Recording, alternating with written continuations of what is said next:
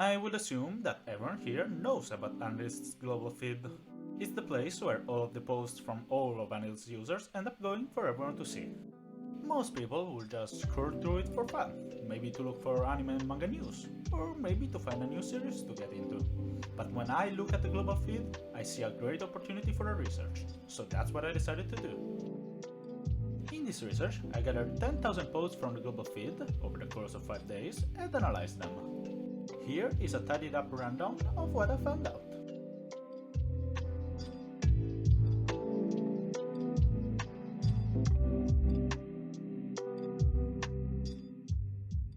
To start this off, I should probably discuss the more basic stuff first, so that the advanced stuff will be that much more exciting when we do get to it.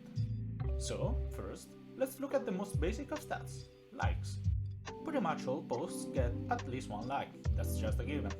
But how many likes does the average post actually get? The answer is actually a fairly decent number, 13 likes. While that might be a decent number of likes, there are indeed posts which get more likes than that, way more likes in fact. The highest like count I could find under a post in these 5 days was nothing less than a whole 416 likes, which were awarded to user Kosuna. Here's the post itself. Now that we've talked about basic likes analysis, let's dive into the other stat that can be found on activities, replies. Same as the likes, let me start with a really basic calculation of the average reply count of a post. The number that comes out is a week 2 replies per post.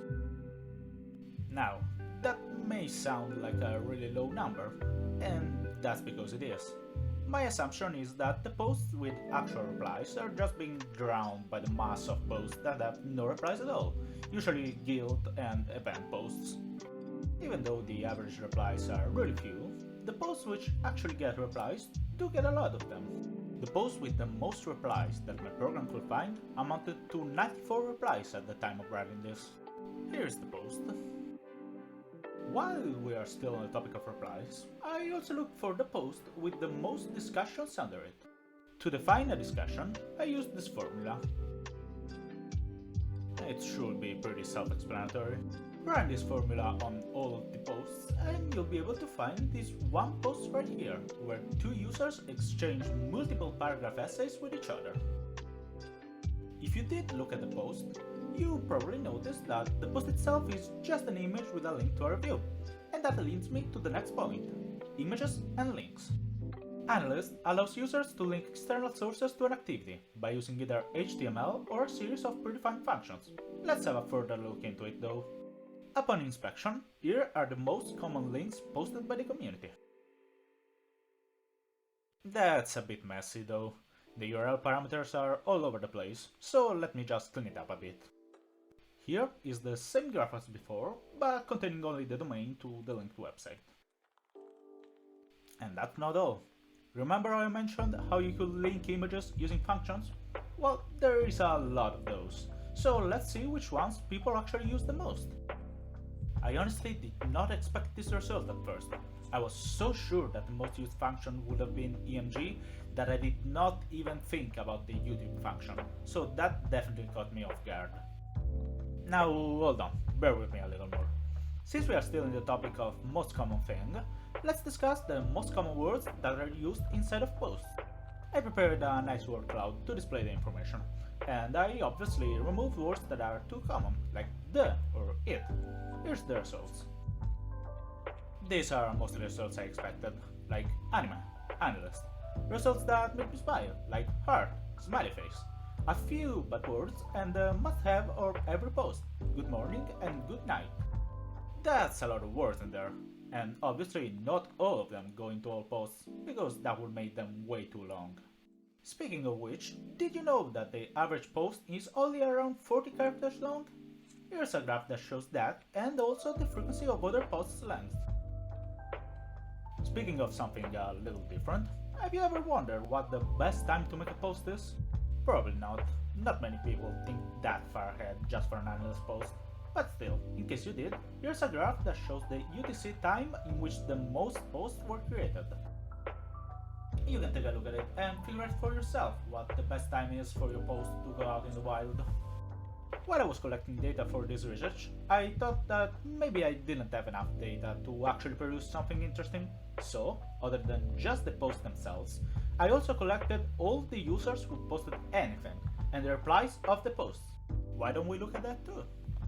Starting off easy, the top 3 users with the most total likes are the following. And while we keep going in this direction, the top 3 users with the most total replies under their posts are as following. Maybe you recognize some of those names, maybe you don't, but you most definitely will recognize at least one of the names I'm about to show you, as they are the most active posters I could find during this research. Most of these users have used AniList for a fairly long time, and are most definitely donators to the site. Speaking of which, we should probably take a look at the distribution of donator tiers across donators, since, as you may already know, there are different tiers of donator statuses, based on how much you pay. Here's the graph. A nice feature of being a donator is the ability to have a cool badge with the text you would choose next to your name. During the research, I wondered whether or not some people put the same badge on. Here's what I found out. As you could have expected, most people just kept the default donator badge. Moving on to what is almost the end of this research, let me tell you about the user who was the most indecisive on their username, and therefore changed it the most. That award goes to the following. That's quite a bit of names if you ask me. Not that I can judge, since I change my Minecraft username almost monthly, but oh well. Reaching the last entry in this research, I thought it could have been fun to take a look at the most common rating method for users' lists. To be fair, it was probably either that or X out of 100 if you ask me. Anyway, that concludes my research on this topic. I would be really happy if you could take the time to share your opinion with me. Have a nice day!